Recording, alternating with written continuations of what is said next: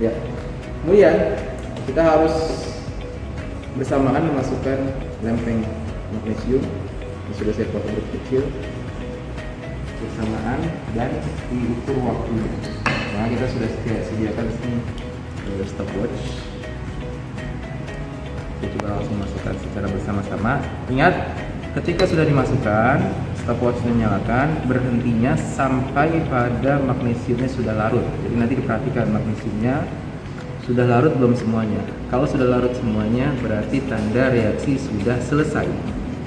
Ya, coba masukkan satu.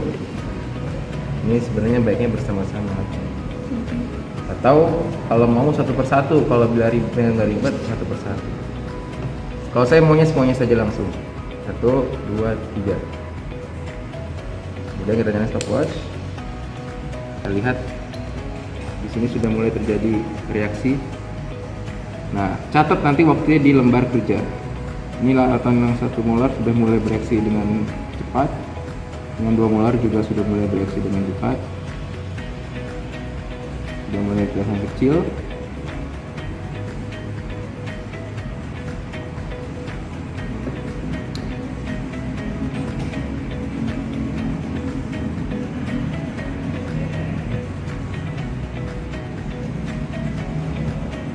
Nah, itu yang 1 molar sudah selesai. Yang 2 molar masih berlangsung. Nah, yang 0,1 di sini terlalu lama, walaupun ada reaksi tapi terlalu lama. Ya. Kemudian hasil waktu ini masing-masing larutan 1, 2, 3 kalian catat nanti di LKPD, lalu analisis. Secara teori harusnya lebih cepat adalah yang 1. molaritasnya semakin besar, berarti harusnya yang paling cepat itu 2 molar, terus kemudian baru 1 molar dan 0,5 molar. Nah, sekiranya nanti yang 0,1 belum sampai selesai padahal sudah 30 menit, kalian silakan tulis aja waktunya T lebih besar dari 30 karena waktu kalian maksimal cuma sampai 30 menit. Seperti itu. Ya, ini sudah selesai bagian 1 dan 2, kalian bisa catat langsung di LKPD. Berikutnya, ini faktor konsentrasi sudah selesai. Sekarang kita pindah ke faktor luas permukaan, berarti kita harus melakukan penumbukan, yaitu kristalnya yang dipakai adalah natrium thiosulfat. Yang diambil cuma 1 butir. Menggunakan alat ini, namanya spatula, yang pakai tangan. Ambil 1 butir saja. 1 butir saja. Oke.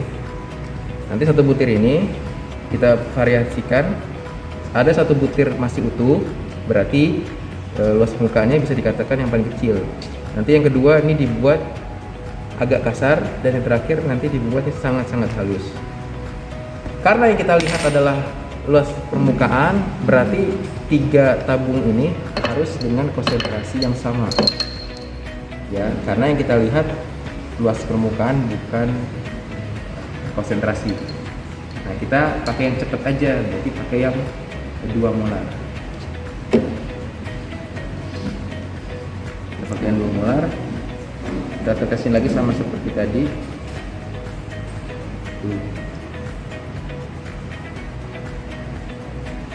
Perlu diingat 1 mili itu sama dengan 20 tetes. Berarti kalau saya 30 mili sama dengan 30 tetes, berarti sama dengan berapa? 1,5 mili.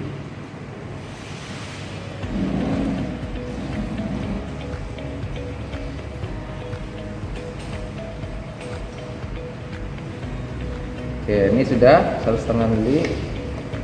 Karena kalau pakai gelas ukur dia tidak tercapai skalanya.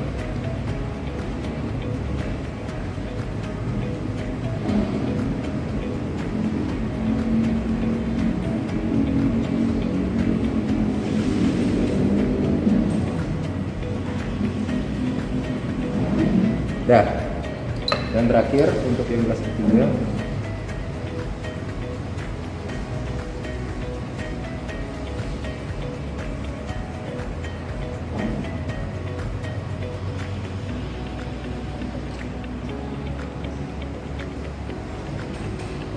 Jadi kalau praktikum masuk ke dalam penilaian juga, itu jangan sampai sedikitkan suara. Ini kalau kalian ini berarti kalian tidak teliti. Yang diambil air berarti jangan sampai ini, apalagi sampai pecah. Nah, itu berarti kalian tidak teliti dalam penelitiannya. Dah, 3 ini kita taruh di sini biar mudah. Kemudian kita lakukan penumbukan. Pastikan kering. Ini harus kering. Kalau basah kalian akan sulit mengambilnya. Ini harus kering. Ini saya ingin buat yang agak kasar dulu, berarti kalau yang halus kan tinggal dimasukin doang, yang kasar. Ya. Untuk ukuran halus sekali dan agak kasar itu kalian sendiri yang menentukan.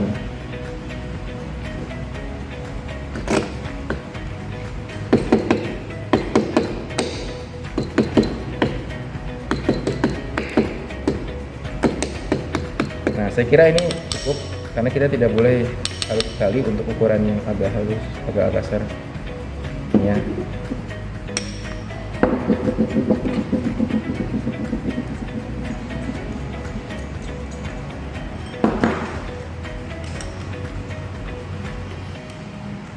Pastikan semuanya terambil supaya tidak ada perbedaan massa antara satu ujian dengan yang diuji lagi.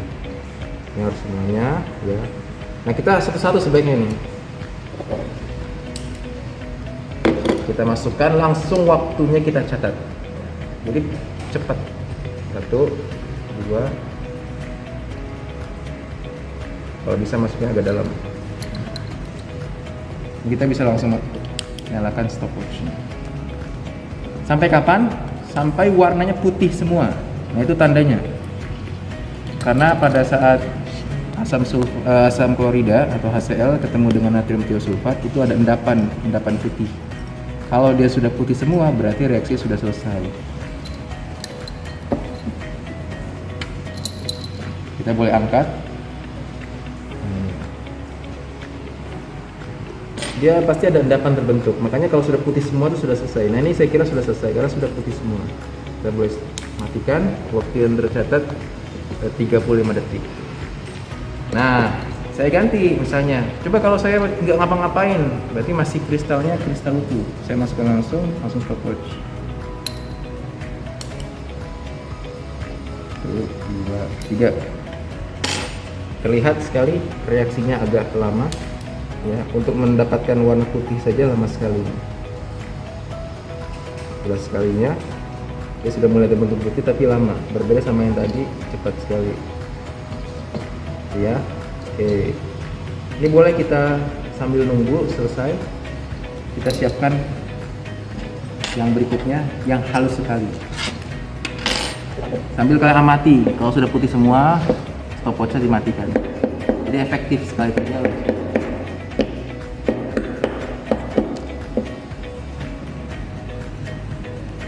Besok kalian harus pakai sarung tangan.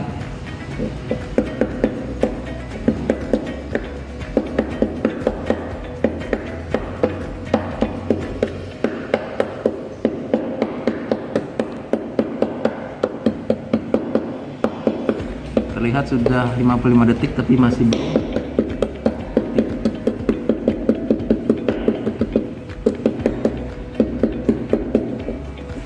Ini kalau kalian nggak pakai sarung tangan, megang pasti.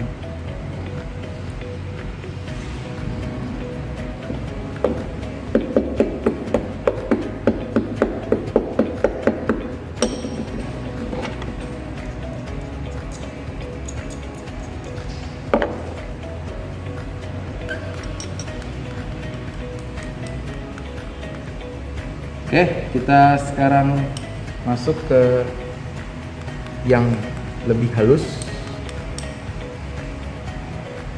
Waktunya jangan lupa ditandai.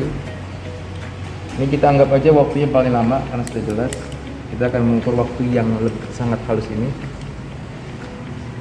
Masukkan ke dalam biar langsung bereaksi dan tidak repotan. Nah, gitu. Kita langsung nyalakan stopwatch.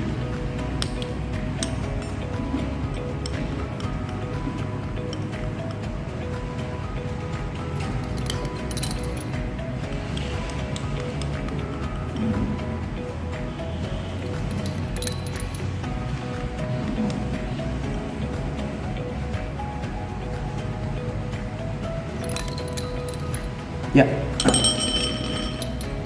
ini saya kira sudah selesai karena sudah putih semua ya. Jadi waktu kita bisa berhentikan 30 detik, lebih cepat daripada yang tadi 35 detik. Berarti yang lebih halus terbukti laju reaksinya lebih cepat disebabkan karena luas permukaannya lebih besar. Nah, itu semua kurang lebih praktikum pada topik tema laju reaksi. Yang terpenting adalah dalam pengerjaan tadi teliti, hati-hati, jangan sampai nanti ada yang pecah alat dan segala macam. Nah, di akhirnya kalian kalau sudah selesai, kembalikan lagi ini seperti semula, dicuci, ya, keringkan, taruh di posisi semula, sehingga nanti yang berikutnya datang sudah bisa pakai langsung alat ini. Oke.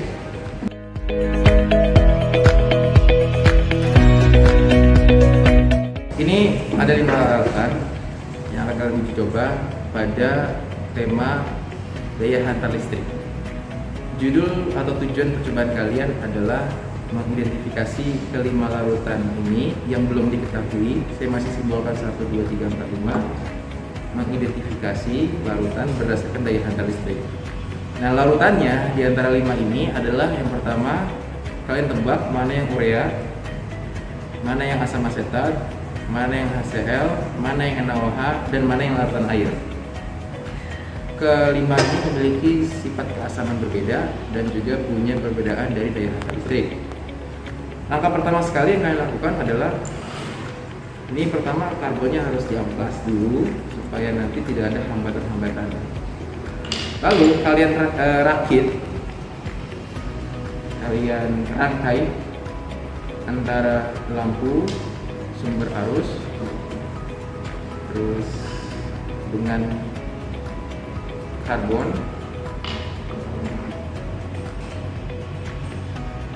secara seri.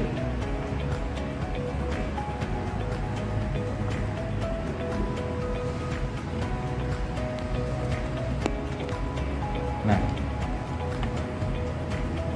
ini akan kita masukkan.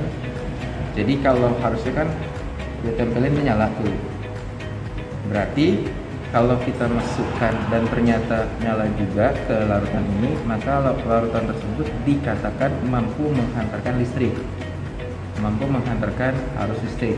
Disebutnya adalah daya hantar listrik. Semakin dia muda, terang, dan banyak gelembung, berarti nanti disebutnya elektrolit kuat. Nah, kita dari pertama larutan 1, kita celupkan, ya. Kita amati di dalam larutan tersebut adakah gelembung. Yang kedua, nyala nggak lampunya. Dan ternyata kalau saya lihat di sini gelembungnya bisa dikatakan tidak ada. Ada foto yang merah. Walaupun sedikit sekali ya. Tapi lihat lampunya.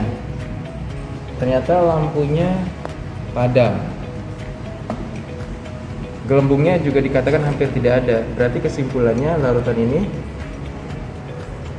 apa? Kalau dia tidak ada gelembung, tidak ada arus listrik atau lampu, maka ini tidak menghantarkan listrik atau non elektrolit. Ingat, setelah kita sudah cemplungkan ke satu larutan, dia telah nempel satu zat kimia. Kalau nggak boleh langsung, kita perlu cuci. Oleh karena itu fungsinya gelas besar ini bilasan. Ya seperti membilas. Nah, begini saya cukup dibilas. Jadi kita menghindari kontaminasi satu larutan dengan larutan lain.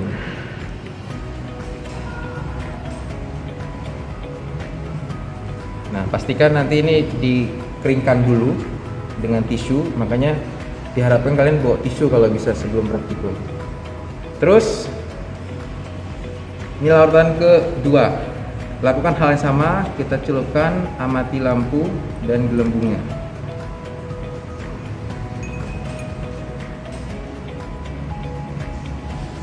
Terlihat sekali di sini gelembungnya banyak sekali. Cuma lampunya tidak menyala. Tapi gelembungnya banyak sekali. Gitu.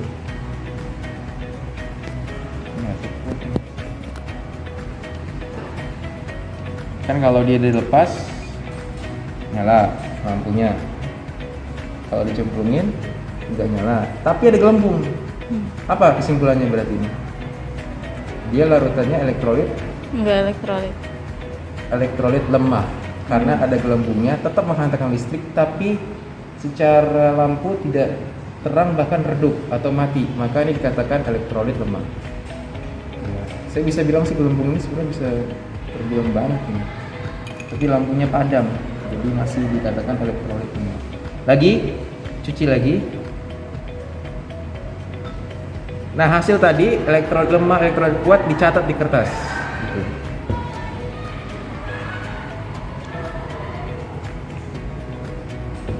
Sudah, sekarang kita masuk ke larutan ketiga.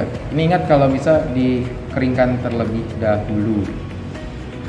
Sekarang kita cemplungkan ke larutan berikutnya.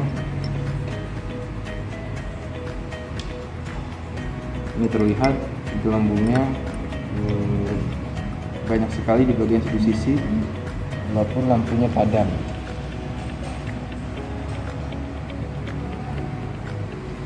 Ya, bisa terlihat ini ya. Ini larutannya banyak sekali gelembung. Berarti bisa berkemungkinan ini asam asetat gitu. Tapi gelembungnya banyak ini, NOH atau HCl. Ya, intinya nanti datanya dapat kalian nih. Gelembung banyak, catat di kertas kalian. Lampu redup atau padam, catat. Catat di dalam LKPD. Lalu kita cuci lagi.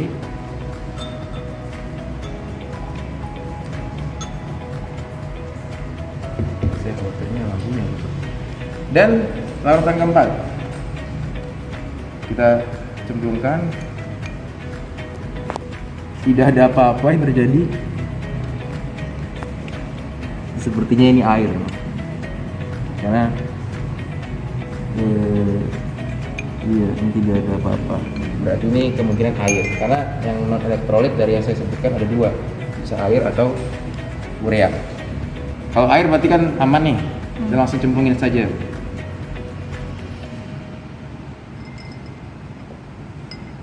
Nah, ini juga Oh, ada di gelembungnya dikit. Di sini ada gelembung tapi sedikit sekali, ya sedikit sekali. Nah, lampunya juga padam. Oh, lampunya Nyala dikit. tadi tersebut. Bisa dilihat dari hasil praktikum tadi, jelas kita ada perbedaan antara yang kuat yang lemah. Yang kuat saya bisa prediksi sini. Kenapa? Karena di sini secara jumlah gelembung jauh lebih banyak ketimbang yang terakhir. Ya, yang ini tadi nggak ada gelembung sama sekali. Maka yang dua ini kemungkinan kuat antara NaOH atau HCl. Pertanyaan saya, gimana cara membedakan NaOH atau HCl? Karena yang kita sudah dapatkan dari kelima larutan ini yang kuat cuma dua. Tapi kita belum tahu mana yang NaOH atau HCl, maka kita gunakan kertas lakmus. Tolong ini lakmus di nampan. Sedangkan tadi ini sudah tidak ada gelembung, tidak ada lampu, jelas di sini non elektrolit. Pertanyaannya saya nggak tahu nih, apakah ini tadi air, apakah ini urea, apakah ini air atau urea, saya nggak tahu. Tapi yang jelas dua itu memang non elektrolit, air atau urea. Lagi-lagi kita pakai lakmus. Nah, kita uji coba. Yang ini dulu yang kuat tadi. Celupkan saya sedikit, nanti akan ada perubahan. Nah, biru berarti jelas di sini larutan basa maka NaOH. Sampingnya harusnya kalau asam tidak berubah. Jelas di sini tidak ada perubahan, maka ini adalah asam HCl, asam kuat. Nah, sekarang kita ingin mengidentifikasi mana yang air, mana yang urea. Karena dua-duanya non. Ini kita miringkan, tidak ada perubahan, berkemungkinan ini air. Coba kita ke sebelahnya. Miringkan. Juga tidak ada perubahan ya. Harusnya ada perubahan di bagian urea. Coba yang terakhir ini. Soalnya urea itu basah. Harusnya nih ada ureanya. Saya lupa nomor berapa tadi. Ureanya lemah sekali. Oke ya, saya kira mungkin ada sesuatu, tapi yang jelas di sini ada urea salah satunya. Bisa yang tadi larutan berapa nih? Larutan 4 atau larutan 1. Ini nanti harusnya memang sudah benar nih, namanya asam asetat. Pakai kertas lakmus kan biru kan? Itu biru. Nah, ini biru nih. Ya, ini jelas tadi terjadi perubahan. Ini berarti di basa lemah karena urea basa lemah. Perubahannya di lemah. Tadi di mana yang biru ya? Kayaknya yang ini ya. Jadi tujuannya kita uji lanjut untuk mengetahui mana yang asam, mana yang basa dari kelima larutan ini. Sehingga kalian nanti akan catat datanya. Yang pertama gelembung lampu, perubahan warna lakmus. Terakhir kalian analisis, identifikasi larutan 1, 2, 3, 4, 5 itu apa saja. Dan analisis secara referensi.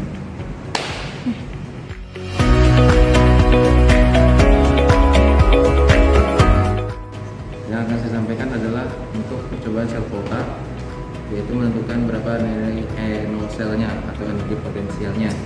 Larutannya akan ada 5. Pertama kali yang akan kita lakukan adalah menuangkan larutan tersebut masing-masing ke dalam gelas yang sudah kita tandai. Dan ingat, ini larutannya akan dibuang setelah dipakai, jadi kalian pasti melakukan pengukuran. Saya akan pertama kali masukkan CuSO4. Ini CuSO4, karakteristiknya warnanya biru. Perintahnya saya suruh ambil 20 mili. Nah, saya pakai pipet gondok yang ukuran 10 mili. Berarti artinya saya perlu 2 kali pengukuran. Cara makainya, kita pasangkan dulu ke sini. Ini bagian atas berlubang, kita masukkan. Pastikan dia sudah kuat. Dah, kita kempeskan dengan cara menekan S. Terus ini terus lepas esnya. Nah, pasti dia akan begini. Ini ibaratnya pressure untuk kalau kita kembungkan akan naik nanti dari larutan ke bagian pipet gondok. Kalau sudah, kita masukkan. Esnya tadi ditekan. Kalau ditekan kan gelembung kembali lagi. Kalau kembali naik dia larutannya. Kita lihat. Kita mau ambil 10 mili, berarti batasnya sampai garis 0. Saya pencet, kalian akan lihat dia akan naik. pelan-pelan. 10 mili. Kalau misalnya kelebihan, misalnya saya kelebihan nih, saya lebihin. Nah, langkah menguranginya tombol E ini. Pencet. Sejajar kalau ingin melihat pengukuran, tanda lengkungnya itu yang menjadi batasan nolnya. Dah. Kalau sudah, masukkan ke gelas ini.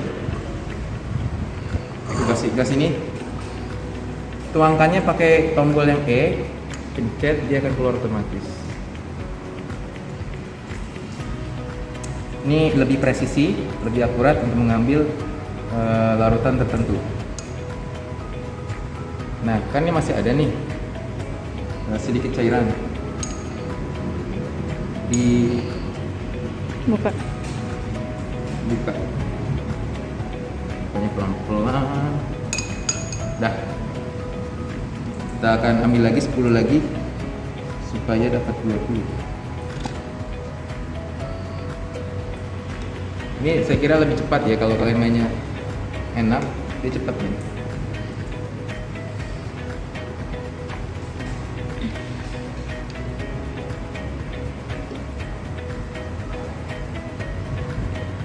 Nah, kita dapatkan larutan 20 mili.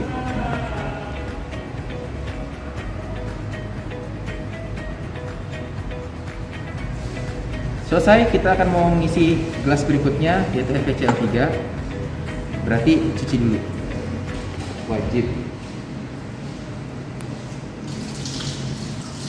FPCL 3, ciri khas FPCL 3 warnanya kuning.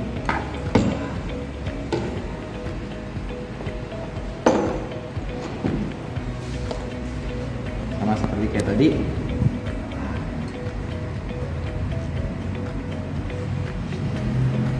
Kemplungin. Dia akan langsung S yang dipencet ya, tombol S sampai angkanya 0. Oke, sudah. Tombol yang E.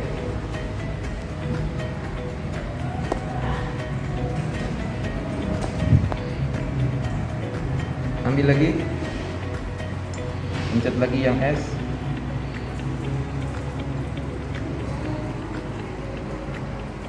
Lalu lagi yang T.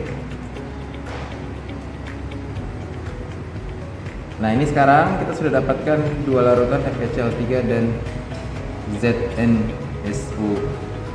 CuSO4. Kemudian kita buat jembatan garamnya dengan cara direndam dalam larutan garam. Kita pakai garam apa? G CL. Kita tuangkan dulu ke salah satu gelas.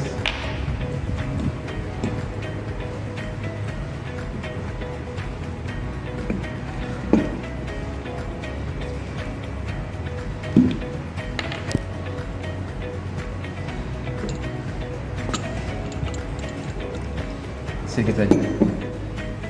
Ini kan supaya sambung, berarti kalian harus agak lebarkan.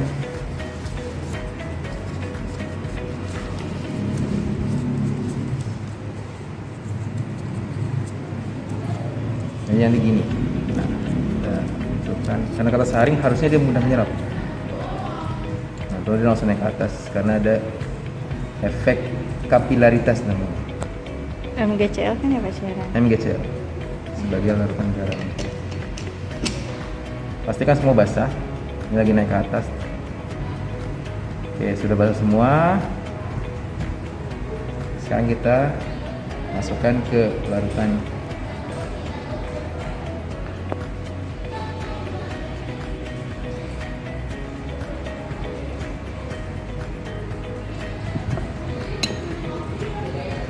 Oke, berikutnya kita sudah buat sistemnya, tinggal bagian kabel.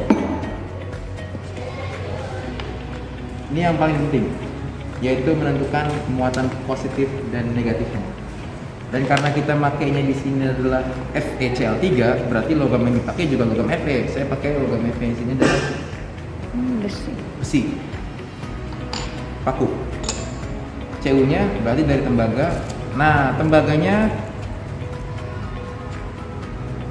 perlu diamplas dulu. Saya pakai tembaganya tembaga yang kawat. Jadi harus diamplas dulu. Ngomong-ngomong amplasnya. Sebentar. Saya sudah amplas kawat tembaganya. Ingat tembaga itu dengan besi secara direct volta lebih kanan tembaga, semakin kanan semakin reduksi ditaruh di katoda itu bermuatan positif gitu. Kita mulai sekarang. Tembaga itu lebih reduksi, dia berada di direct voltanya sebelah kanan. Kalau reduksi berarti di katoda taruh di voltmeternya yang muatan positif gitu. Positif itu warnanya merah kalau di sini. Nah, kita pakai yang skalanya 3 volt saja karena prediksi kita kalau yang 3 volt itu nanti bacanya yang bagian bawah, bukan yang dari skala atas tapi skala bawah. Karena kurang lebih kalau FHCl 3 itu nggak nyampe lebih dari 3 volt. Nah, colok. Begitu juga dengan yang tadi paku besi, berarti dia taruh di negatif.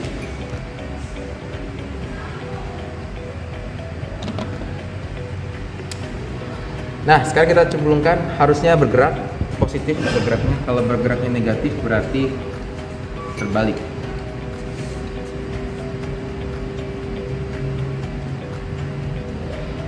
Bergerak sedikit sekali. Dapat dilihat pergerakannya sangat sedikit ya, kurang lebih 0,1.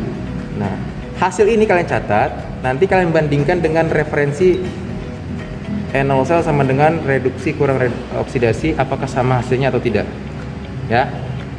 Kalau sudah dapat data, udah kita nggak usah lama-lama, ganti lagi, ganti larutan ini dengan pasangan yang lain sesuai dengan yang diminta di soal. Tapi ingat selalu kalau sudah dipakai jembatan garamnya, ganti jembatan garamnya, nggak boleh jembatan garam dipakai untuk semuanya ya. Ini sudah selesai pakai, ya udah biarin saja, buang, ganti kertas saring baru ke MgCl, pasangkan lagi sampai dapat data. Berarti ada berapa data kalian dapatkan? Kurang lebih 6 ya. Dan yang saya ingatkan lagi, jangan sampai salah antara muatan positif dan negatifnya. Oleh karena itu diingat-ingat secara urutan: seng, tembaga, besi, magnesium, ini besi, ini namanya magnesium, ini tembaga, ini seng. Ingat-ingat dalam direct volta mana yang lebih kanan, mana yang lebih kiri. Lebih kanan berarti katoda positif, lebih kiri berarti anoda negatif. Kalau salah dia akan negatif nilai di sini. Oke, itu saja. Sisanya kalian bisa explore sendiri.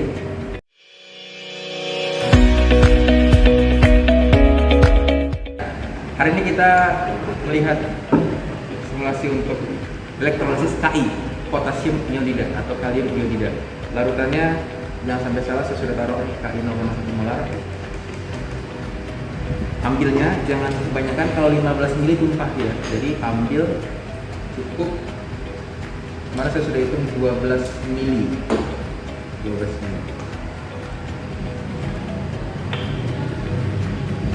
Dalam menuangkan larutan, kalian boleh secara kasar dulu, tapi nanti untuk spesifikasinya pakai pipet. Kalau bisa pas bagus. Nah, saya nggak pas nih. Ambilnya pakai lab. Jadi ambil pakai pipet supaya pas.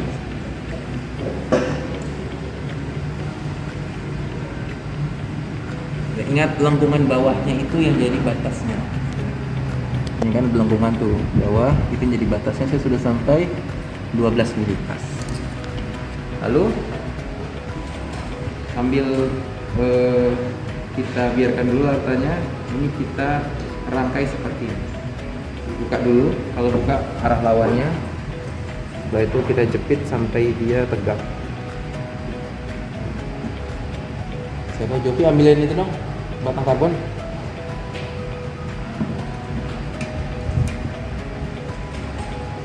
Karbon.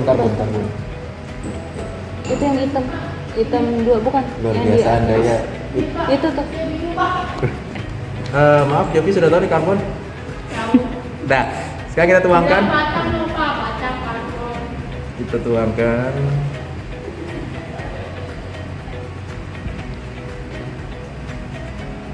Ya. Kemudian pastikan ini diamplas terlebih dahulu. Tolong diambil amplas dulu. Lapisan kotor yang menghalangi arus listrik.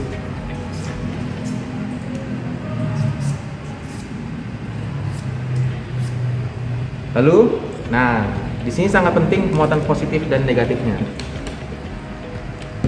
Muatan positif negatif pada zat ini tergantung dari larutan yang kita elektrolisis. Ki berarti K-nya positif, I-nya negatif. K positif berarti akan terjadi di muatan negatif. Ya, saya coba rangkai dulu. Di sini hitam saya beri tanda negatif. Yang merah saya tanda positif. Secara listrik sudah siap. Nah, kita harus tahu kalau tadi kita bilang yang hitam itu sebagai negatif, maka reaksi yang akan terjadi kita sudah bisa prediksi. Negatif itu berarti katodanya. Dalam elektrolisis kebalikan sel volta. Negatif katoda, positif anoda. Lihat yang terjadi, amati perubahan, catat. Baik itu gelembung, gas, warna, catat. Karena disitulah data kalian. Catat punya ya. Saya cemplungkan.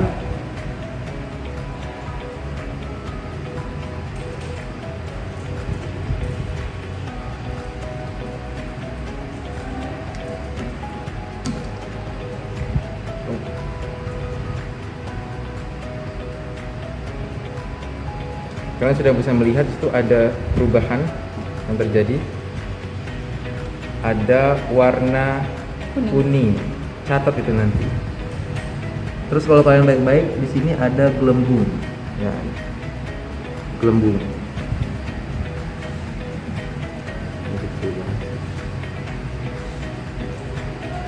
Oke, gelembung ini apa? Hasil dari elektrolisis kalium. Coba nanti dicari di referensi. Kenapa yang ada kuning? Berarti hasil elektrolisis iodin. Iodin kuning itu kuning ini ditandai karena ada iodin.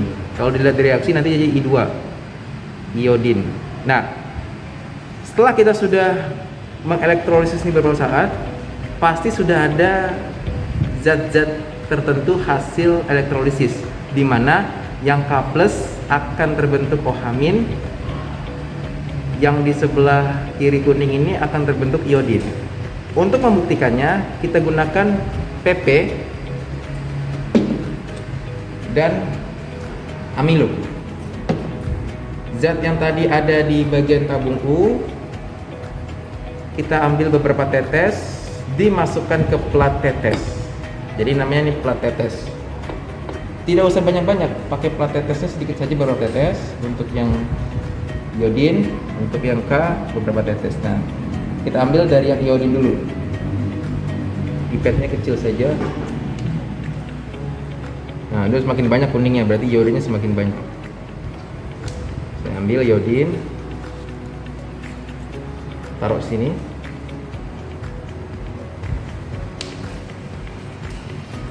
Kemudian saya ingin ambil yang bagian K-nya di bagian anod.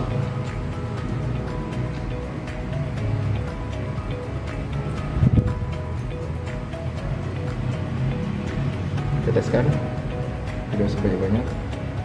Nah, setelah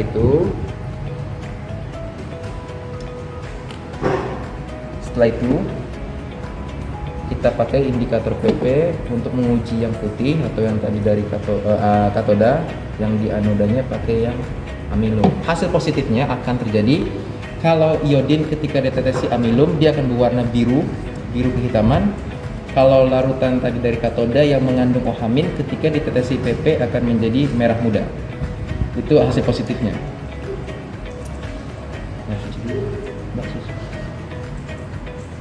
Cut dulu kan? Saya ambil yang PP dulu.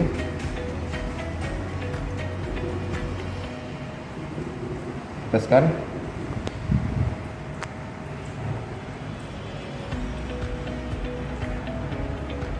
Ya.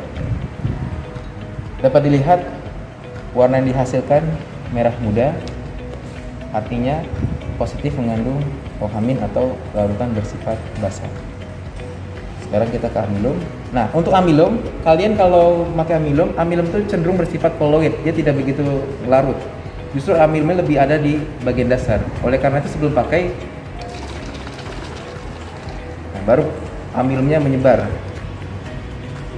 Dia gampang mengendap. Jadi sebelum dipakai, apalagi sudah lama ditinggal, dia akan mengendap. Ini harus dikocok dulu. Harus kocok dulu. Udah, kita teteskan. Tidak usah banyak-banyak. Udah. Terlihat di sana perubahan warnanya biru ke hitam. Itu berarti positif mengambil iodin, ini positif. Nah, ini dicatat. Warnanya catat, warna di sini catat, gelembungnya catat. Nanti jawab pertanyaan yang sudah saya sediakan di LKPD. Setelah dipakai pastikan cuci bersih. Kalau nggak bersih, teman-temanmu yang memakai akan terkontaminasi. Termasuk baterai dicopot lagi supaya mengurangi arus yang keluar. Semoga lancar praktikumnya. Udah itu aja. Semangat.